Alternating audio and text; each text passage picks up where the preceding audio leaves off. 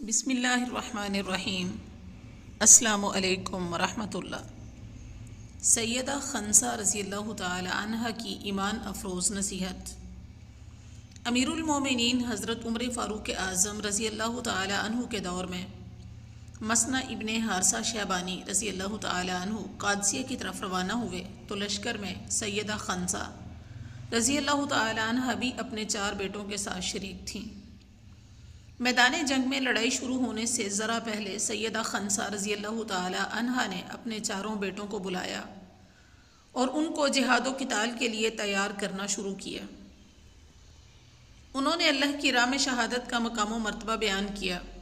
آئیے اس عظیم عورت نے اس نازک اور مشکل وقت میں اپنے بیٹوں سے جو خطاب کیا اور انہیں جو ایمان افروز نصیحت کی اس کا ایک حصہ سنتے ہیں۔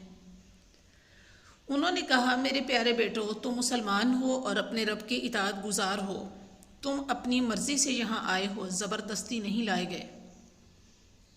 اس ذات کی قسم جس کے سوا کوئی معبود برحق نہیں، تم سب جس طرح ایک ماں کی اولاد ہو ویسے ہی ایک باپ کے بیٹے ہو۔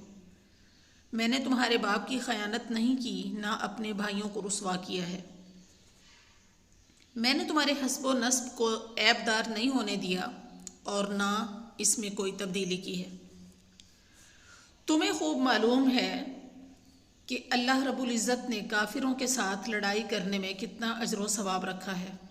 سنو اور اچھی طرح سنو کہ آخرت کا گھر جو ہمیشہ رہنے کے لیے ہے اس فانی دنیا سے کہیں بہتر ہے۔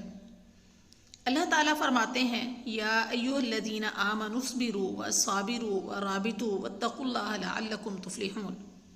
سورۃ آل عمران آیت نمبر 200۔ اے لوگو جو ایمان لائے ہو، صبر کرو اور دوسروں کو صبر کی تلقین کرو اور آپس میں ربط پیدا کرو۔ اللہ تعالیٰ سے ڈرو تاکہ تم فلاح پاؤ۔ کل جب صبح کا سورج طلوع ہو تو تم دشمن کے ساتھ لڑائی کے لیے کمر بستہ ہو جاؤ اور دشمنان اسلام پر غلبہ حاصل کرو اور ان پر فتح پاؤ۔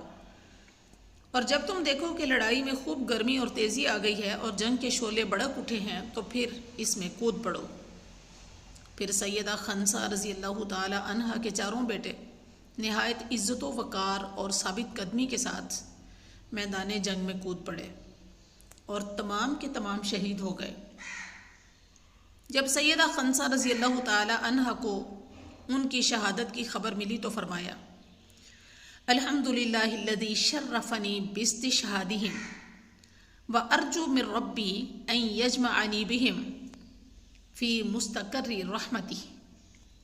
اللہ ہی کا شکر ہے جس نے مجھے شہیدوں کی ماں بنایا اور ان کو شہادت کا شرف حاصل ہوا۔ میں اپنے رب سے یہ امید رکھتی ہوں کہ وہ مجھے جنت میں ان کے ساتھ اکٹھا کرے گا۔